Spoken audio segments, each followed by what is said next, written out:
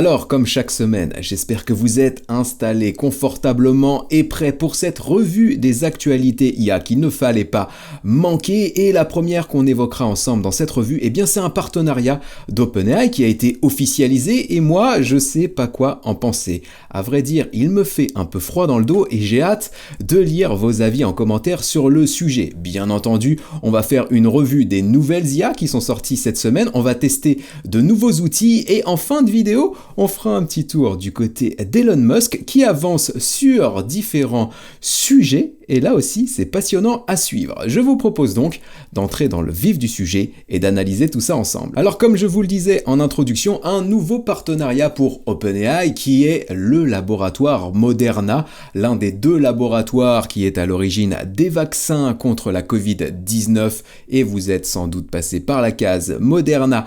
En France, le partenariat a été officialisé sur les deux sites internet et donc pourquoi je vous dis que je ne sais pas trop quoi penser de ce partenariat? Eh bien c'est parce que là pour le coup on va toucher à un sujet sensible. L'intelligence artificielle c'est juste incroyable, on voit le potentiel de l'IA régulièrement sur la chaîne pour du marketing, pour du business, mais pour des sujets sensibles comme pour la santé, eh ben je sais pas si l'intelligence artificielle est suffisamment stable et suffisamment fiable pour qu'on lui confie nos vies. Et pourtant, Moderna, dans cet article, je vous mettrai bien entendu tous les liens des sources dans la description, eh bien avoue utiliser régulièrement ChatGPT pour notamment essayer d'atteindre un objectif qui serait de sortir 15 nouveaux produits sur le marché dans les 5 prochaines années, donc c'est plutôt pas mal. On a un avis de Stéphane Bancel qui est le CEO de Moderna qui explique eh bien, que ChatGPT est incroyable, qu'il va changer le monde et que selon lui, eh bien, ChatGPT est à intégrer dans tous les process et tous les métiers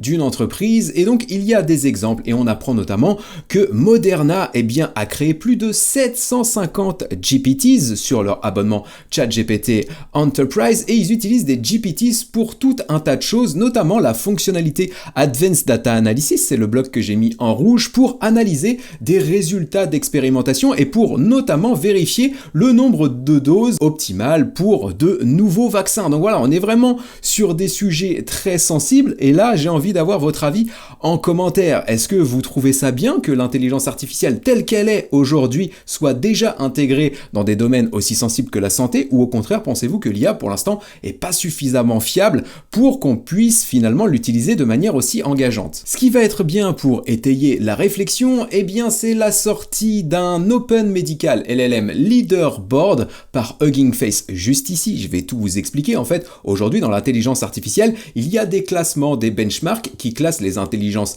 artificielles selon différentes thématiques. On en parle régulièrement sur la chaîne. GPT-4 est généralement en haut des classements. On a aussi Claude de chez Anthropic ou encore Gemini du côté de chez Google qui sont bien classés. Et bien maintenant, il y a un benchmark, un leaderboard, comme c'est présenté plutôt juste ici, donc un classement des intelligences artificielles spécialisées dans le monde de la santé. Et donc là, vous allez voir, déjà que le classement, c'est pas le même que celui qu'on a l'habitude de voir. Logiquement, parmi peut-être la dizaine ou la douzaine d'IA qui sont présentées en tête de liste, eh bien, il y en a très peu que vous connaissez. On va retrouver GPT-4 en 3e position, Gemini 1.0 un tout petit peu plus bas dans le classement, mais on en a deux qui sont nettement au-dessus de GPT-4, OpenBio et MedPalm 2, donc voilà, c'est des IA qu'on n'utilise pas nous dans notre quotidien et vous avez peut-être très peu entendu parler de ces solutions. Et ce qui est intéressant dans ce leaderboard, eh bien, c'est qu'il y a tout un tas d'analyses sur les benchmarks, les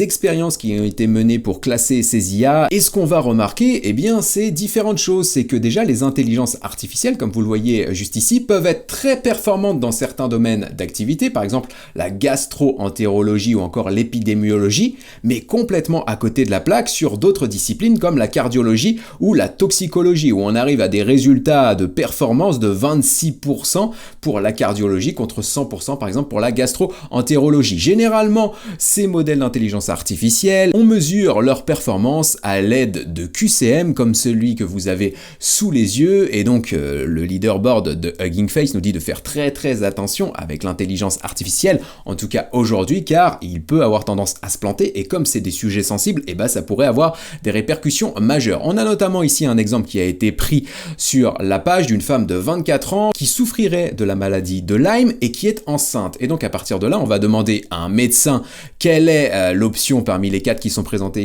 juste ici qu'on doit prescrire à la femme enceinte, et on va demander la même chose à GPT 3.5. La réponse, c'est bien l'amoxicilline, et en fait GPT 3.5 va donner une mauvaise réponse, et en plus il va le faire avec pas mal de confiance. Donc voilà, dans le cas typique de cet exercice, si on avait demandé à GPT 3.5 de rédiger l'ordonnance de la personne de 24 ans qui souffre de la maladie de Lyme, eh bien cette personne aurait eu de graves complications. Fort heureusement, quand on fait le test sur ChatGPT 4, ce que j'ai fait juste ici, eh bien on obtient la bonne réponse. Donc vous l'avez vu dans le test qui était là, c'était GPT 3.5, donc on a déjà des améliorations du côté de GPT 4, mais voilà, c'est un sujet qui m'intéresse et j'ai envie d'avoir votre avis en commentaire. Très clairement, je suis convaincu que l'intelligence artificielle va nous permettre de relever de nombreux défis, notamment dans la partie santé, mais voilà, j'ai des doutes aujourd'hui sur la stabilité et la fiabilité des modèles qu'on connaît, en tout cas. Donc voilà, dites-moi ce que vous en pensez en commentaire. Est-ce que vous trouvez que c'est une bonne chose? Est-ce que vous trouvez que c'est risqué? J'ai hâte de vous lire. La deuxième grosse information qu'on a eue cette semaine, eh bien, ça a fait les gros titres un petit peu partout sur le web, que ce soit sur YouTube ou les réseaux sociaux, et ça me fait un peu rire. Vous allez comprendre pourquoi. Vous avez peut-être vu passer des gros titres qui expliquaient que la Chine, ça y est, avait la meilleure intelligence artificielle, qu'elle avait détrôné GPT-4 Turbo, qui est la meilleure IA américaine. Et donc pourquoi? Parce qu'une entreprise qui s'appelle SenseTime a lancé une IA qui s'appelle Sensei Nova 5.0, et donc si on se fie au niveau de performance qui ont été présentés lors de cette keynote de SenseTime, eh bien on remarque juste ici, là aussi je vous mettrai tous les liens en commentaire pour que vous puissiez aller voir aussi le tableau de votre côté. Eh bien ce qu'on voit, c'est que SenseChat est en train d'exploser toute la concurrence sur à peu près tous les sujets, tous les benchmarks et toutes les expériences qui sont menées généralement sur l'intelligence artificielle. Et là où c'est assez marrant, c'est que j'ai récupéré ce tableau sur un channel Reddit, et donc il y a les personnes qui se posent des questions sur la véracité du coup de ces chiffres venant en tout cas d'une entreprise chinoise. Là il n'y a pas de jugement à avoir, moi j'ai pas le niveau de connaissance suffisant pour pouvoir analyser tout ça. Néanmoins, quand on regarde les chiffres qui sont présentés notamment sur GPT-4 Turbo, ici version 11.06, il y a une nouvelle version qui date d'avril 2024 et qui a de meilleurs résultats que ça. Donc en fait le GPT-4 Turbo que vous avez juste ici, c'est la version fin 2023. Donc le SenseChat qui sort aujourd'hui est meilleur que le GPT-4 Turbo, mais le GPT-4 Turbo de la fin d'année dernière. Donc aujourd'hui, finalement, et c'est pour ça qu'il est important de garder votre esprit critique et de vraiment comparer les informations, GPT-4 Turbo, la dernière version, est toujours la meilleure d'un point de vue intelligence artificielle. Néanmoins, la sortie, c'est assez marrant, j'ai vu ça passer, la sortie de ce nouveau modèle d'IA de SenseTime a fait exploser du coup le cours de l'action en bourse, qui a augmenté de 31%, mais comme vous le voyez peut-être sur le graphique ici, ça a augmenté,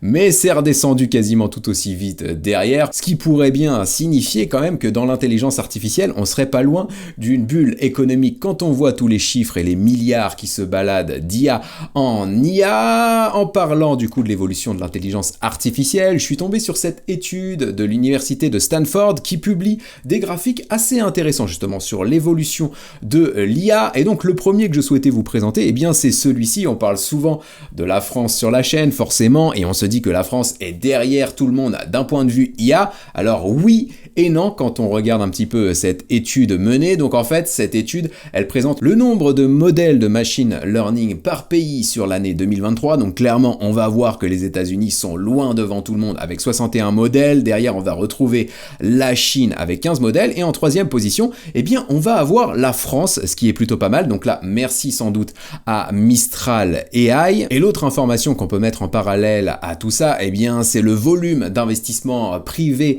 envers l'intelligence artificielle par pays. Et donc là vous voyez que les États-Unis ont entre guillemets levé 67 milliards de dollars l'année dernière contre seulement 1,69 milliard de dollars en France. Et là pour le coup la France se fait dépasser par des pays comme la Suède, l'Allemagne ou encore le Royaume-Uni et est très très proche finalement de pays comme le Canada ou encore Israël. Donc voilà, on est peut-être troisième pour le moment et ça pourrait changer à terme avec les niveaux d'investissement que nous venons de voir à l'instant. Et l'autre chose qui est intéressante dans cette étude de l'université de Stanford, eh bien c'est qu'en fait, pour la plupart des activités, l'intelligence artificielle est devenue meilleure que l'humain, hormis pour une partie mathématique comme vous le voyez juste là. Et donc ça c'est un point qui est assez crucial, on va en reparler un tout petit peu plus tard dans la revue d'actualité, dans l'implémentation et l'intégration de l'IA dans le quotidien et notamment dans le quotidien des entreprises. Voilà, l'IA devient de plus en plus performante et donc si on l'intègre pas nous dans nos métiers, eh bien il y a de fortes chances pour qu'on devienne inemployable d'ici quelques années. Les entreprises intègrent déjà l'IA dans leur métier, mais pour des métiers qui sont généralement liés au marketing, au commerce, à l'acquisition client, comme vous le voyez juste ici, on a 26% des entreprises qui utilisent l'IA qui le font pour le service après-vente et la relation client, 23% qui l'utilisent pour personnaliser les interactions avec les clients et les prospects notamment, ou encore pour l'acquisition client à hauteur de 22% juste ici pour créer de nouveaux produits et améliorer l'expérience utilisateur de leurs clients. Donc voilà, c'est très très centré client, market, commerce, comme on peut le voir assez régulièrement d'ailleurs sur la chaîne. Et du coup, il y a quelque chose qui me fait quand même assez peur par rapport à ce qu'on vient de voir à l'instant, voilà, juste ici, sur le fait que les IA sont à peu près plus intelligentes que les humains sur toutes les activités. Et bien derrière, c'est quand on pose la question du coup aux personnes, ce qu'ils pensent de l'intelligence artificielle, et notamment si l'intelligence artificielle va modifier, voire carrément remplacer leur job,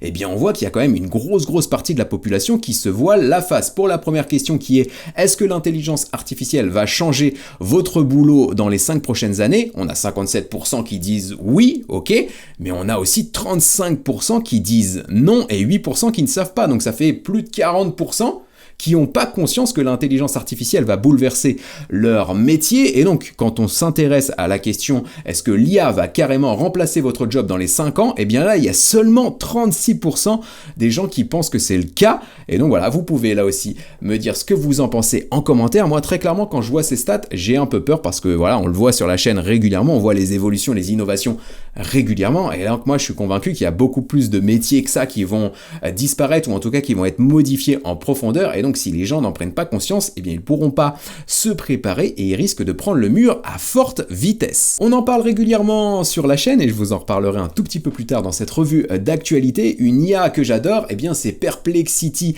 AI. Vous êtes nombreux maintenant à l'utiliser, c'est top. Eh bien, Perplexity AI, cette semaine, est devenue une licorne d'un point de vue entreprise, c'est-à-dire une entreprise qui est valorisée à plus d'1 milliard de dollars suite à une levée de fonds de 63 millions de dollars. Donc, je souhaitais vous partager l'information et donc la petite chose que je souhaitais vous montrer, le premier test qu'on va faire dans cette revue d'actualité, eh bien c'est qu'on va tester ce chatbot de DuckDuckGo. DuckDuckGo, c'est un moteur de recherche, une alternative à Google qui garantit notamment la protection de vos données et votre vie privée. Et donc DuckDuckGo vient de sortir DuckDuckGo AI Chat, qui est un chatbot qui va vous permettre d'utiliser certains modèles de langage de manière privée en vous garantissant que vos données ne vont pas être utilisées pour l'entraînement de ces modèles d'intelligence artificielle. Pour l'utiliser, vous devrez aller sur duckduckgo.com et choisir l'option chat juste là. Vous aurez tous les liens dans la description et donc on va pouvoir commencer à l'utiliser. Après, le petit point qui sera un peu gênant pour vous si vous utilisez régulièrement l'IA et notamment les derniers modèles d'intelligence artificielle,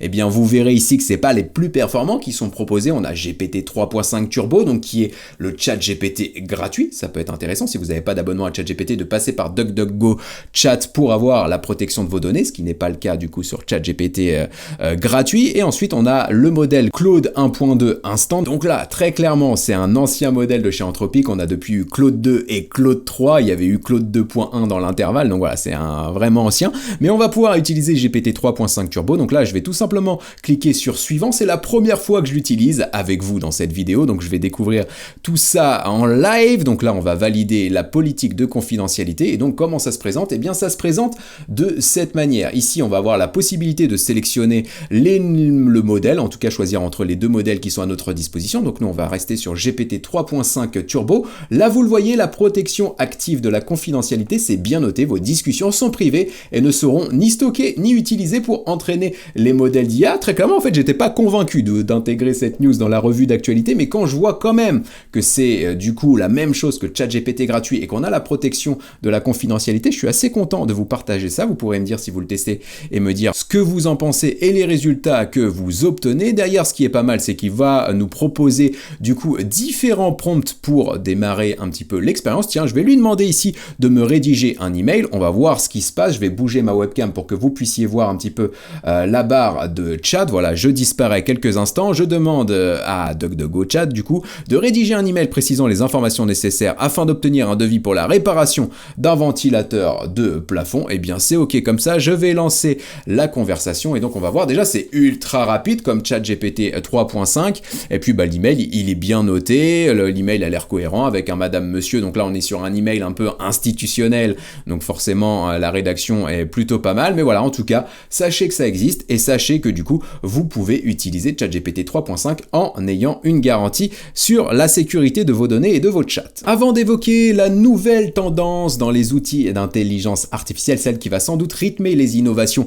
au cours des prochains mois, notamment chez Apple, on fait un petit détour par Adobe qui a annoncé deux nouveautés qui sont plutôt bluffantes. Déjà, la nouvelle version de son modèle Firefly qui permet de générer des images, donc Firefly Image 3. Donc ce qui va vraiment être bien avec cette IA, c'est qu'elle est intégrée à Photoshop, donc si vous êtes graphiste, vous allez pouvoir utiliser les fonctionnalités en version bêta pour l'instant de l'intelligence artificielle pour créer des visuels, modifier des visuels, bref, laisser libre cours à votre créativité. Donc ça va être plutôt intéressant. Et si vous n'êtes pas graphique et que vous souhaitez quand même utiliser ou tester en tout cas Firefly, vous pouvez le faire gratuitement juste ici et vous allez arriver sur cette plateforme. Moi, je l'ai testé très rapidement. En fait, quand vous arrivez juste ici, vous avez la possibilité de choisir entre le modèle précédent, donc Firefly Image 2 ou Firefly Image 3 qui est en version bêta comme c'est indiqué entre parenthèses. Et donc moi, ce que j'ai fait juste ici, eh bien c'est que j'ai demandé à Firefly 3 d'abord de me créer une photo ultra réaliste d'un homme qui est en train de peindre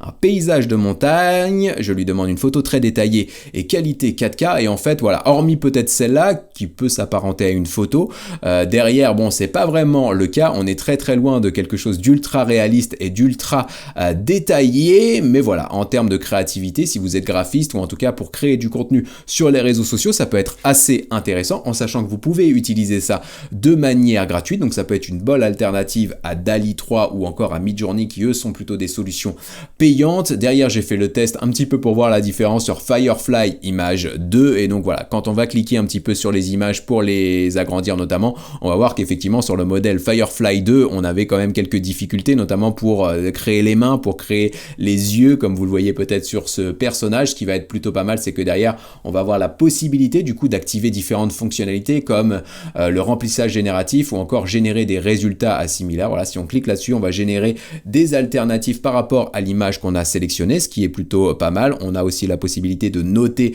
le résultat pour entraîner là pour le coup le modèle d'intelligence artificielle. Donc voilà, cet outil il est plutôt pas mal. Moi très clairement je l'utilise pas vraiment au quotidien. Si c'est votre cas, vous pouvez me dire ce que vous en pensez en commentaire et quelles sont les performances que vous arrivez à générer avec cette IA. Moi la grosse news qui m'a plus bluffé du côté de chez Adobe, c'est la deuxième qui s'appelle Vidéo Giga GAN qui est juste là. Et là où c'est intéressant, je pense que vous allez avoir des idées d'application dans votre quotidien, et bien c'est que cette intelligence artificielle permet de déflouter des vidéos. Vous avez pris une vidéo, elle est un peu floue, et bien elle va du coup être améliorée en qualité grâce à cette IA. Et donc là vous avez quelques exemples qui sont présentés de vidéos qui étaient floues et qui ont été améliorées par l'intelligence artificielle. Je trouve que c'est assez flagrant sur cette vidéo du foin juste là. Vous avez quelques exemples, vous pourrez regarder ça tranquillement, je vous mets le lien dans la description, c'est notamment très visible du coup juste ici sur la vidéo du bébé ou encore la vidéo de l'oiseau. Ça peut être pas mal si vous avez des vidéos floues ou alors des vidéos en petit format que vous souhaitez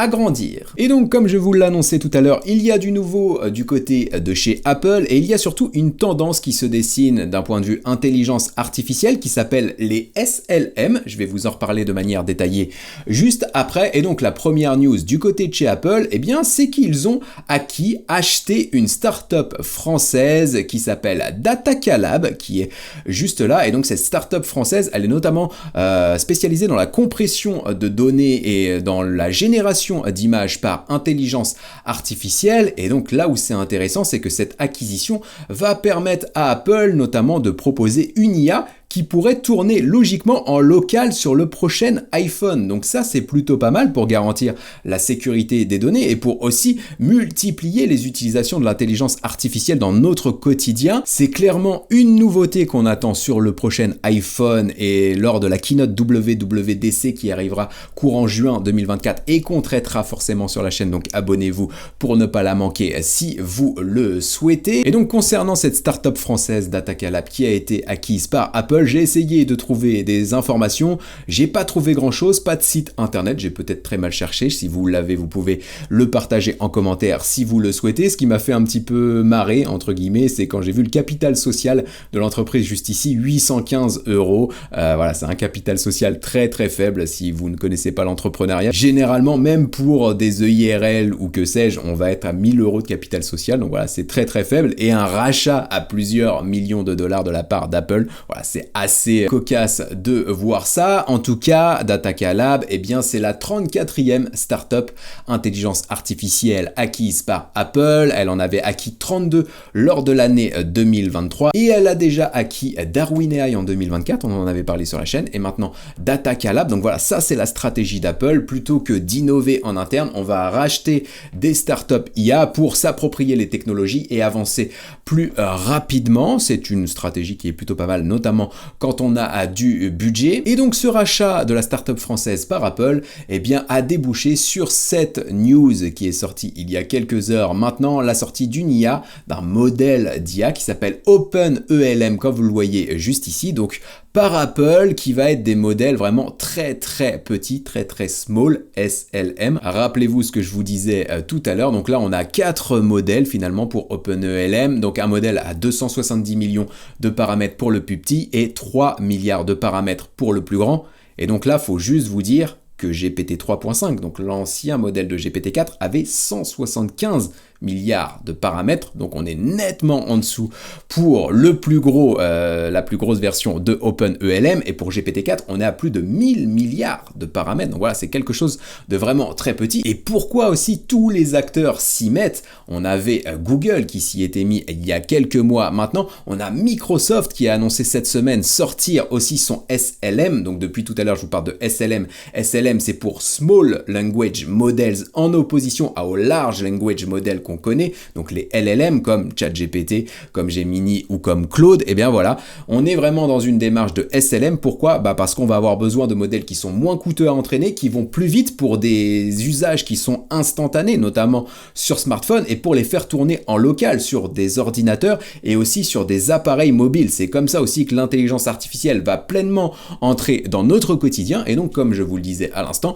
Microsoft a annoncé en même temps qu'Apple avec OpenELM, eh bien la sortie de son SLM qui s'appelle Phi 3. Et donc si vous regardez ce tableau de performance en détail, eh bien vous verrez que le Phi 3 Medium est quand même nettement supérieur au modèle GPT 3.5 Turbo et au Claude 3 Sonnet, donc qui sont les deux modèles gratuits de ChatGPT et d'Anthropic pour Claude AI. Donc ça c'est plutôt pas mal. Donc voilà, ça va être la tendance à suivre au cours des prochains mois et on en parlait déjà sur la chaîne. On l'avait identifié cette tendance en fin d'année 2023 avec la sortie de Gemini Nano qui est l'intelligence artificielle de chez Google qui peut tourner sur les téléphones Android, sur les Google Pixel 8 Pro. Je ne sais pas si vous avez eu l'occasion de tester l'IA de Google du coup sur les smartphones Android. Si c'est le cas, là ça m'intéresse aussi d'avoir votre avis en commentaire, vos retours d'expérience. Est-ce que vous trouvez ça bien ou plutôt décevant? Moi les sons de cloche que j'ai, c'est que c'est plutôt mitigé, mais j'ai hâte d'avoir votre avis en tant qu'utilisateur régulier. Et donc aussi tout l'intérêt de ces SLM, Small Language package model, c'est qu'en fait, derrière, on va pouvoir les intégrer, pourquoi pas, dans des plus petits objets ou dans des objets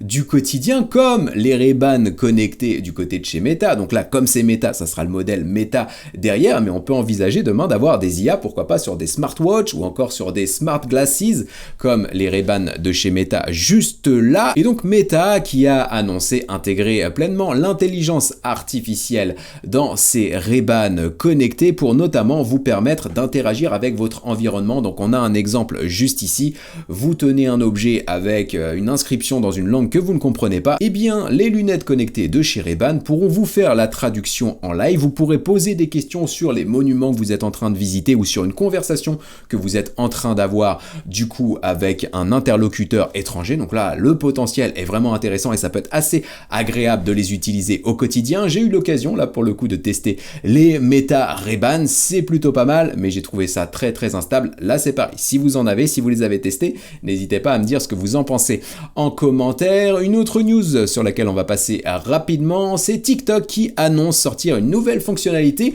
pour cloner votre voix, et là où ça va être plutôt pas mal, c'est que c'est assez facile à faire. Vous pouvez enregistrer votre voix, vous pouvez l'effacer comme vous le souhaitez, néanmoins c'est bien indiqué dans les conditions d'utilisation, mais on a l'habitude avec TikTok, c'est que vos données et votre voix notamment pourra être utilisée par l'entreprise qui est derrière TikTok, donc faut l'avoir en tête. Et pourquoi je vous parle aussi de cette fonctionnalité? Eh bien parce que ça me permet de faire un peu de teasing. Je vais vous sortir dans quelques heures, allez dans 2 jours, au moment où je sors cette revue d'actualité, une vidéo assez bluffante dans laquelle je me clone grâce à l'intelligence artificielle. Je pense que ça peut vous plaire, donc abonnez-vous pour ne pas manquer cette vidéo. Et selon le moment où vous regardez cette revue d'actualité, peut-être même que cette vidéo du clone IA est déjà disponible. Donc allez faire un tour sur la chaîne. Et pour conclure cette revue d'actualité, eh bien on va maintenant s'intéresser à Elon Musk qui est sur plusieurs fronts à la fois. On a notamment ici une information sur Twitter qui annonce que Grok, donc l'intelligence artificielle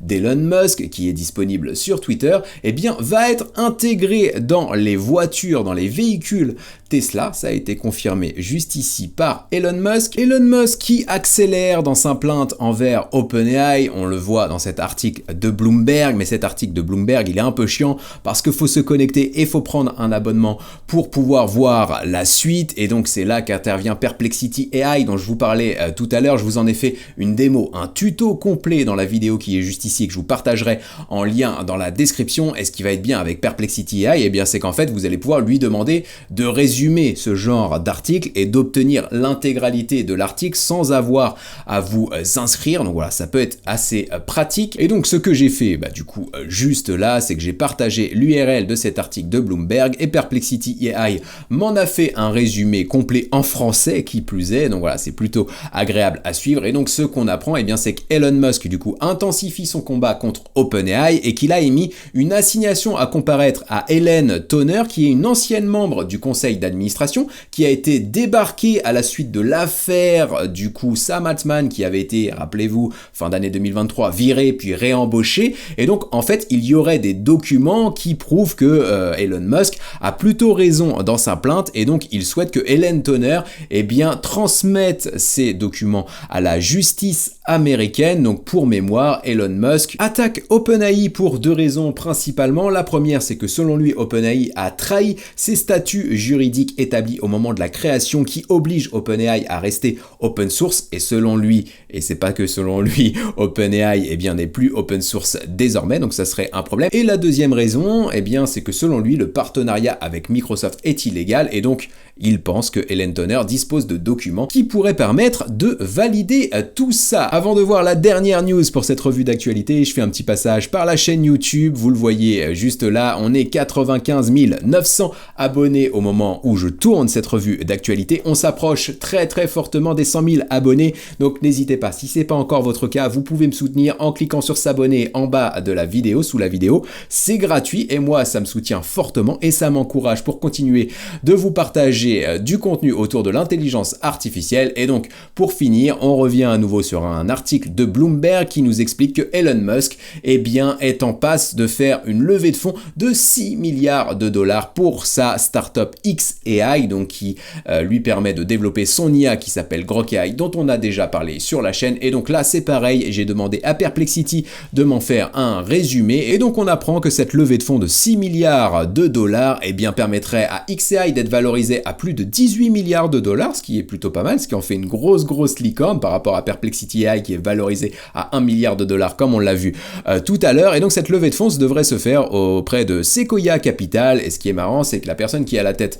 de Sequoia Capital, c'est un pote d'Elon Musk. Donc voilà, c'est peut-être la raison pour laquelle cette levée de fonds va se faire très prochainement. Voilà ce que je souhaitais vous présenter dans cette revue d'actualité. C'était une semaine qui était plus calme que les autres, mais je souhaitais quand même vous partager les informations que j'ai pu récupérer, car je pense que ça peut engendrer des débats intéressants dans les commentaires, et j'ai vraiment envie d'avoir votre avis, notamment sur l'intégration de l'IA dans le domaine de la santé et dans le domaine sensible, notamment des vaccins, comme on a pu le voir avec Moderna. J'en ai donc fini pour aujourd'hui. Je vous retrouve très bientôt pour une nouvelle vidéo dans laquelle vous partagerez des actus, mais surtout des astuces, des démos, des tutos, des outils autour de l'intelligence artificielle, avec toujours le même but, celui de vous donner toutes les clés pour que vous puissiez profiter des opportunités que l'IA génère. À très bientôt donc, ciao.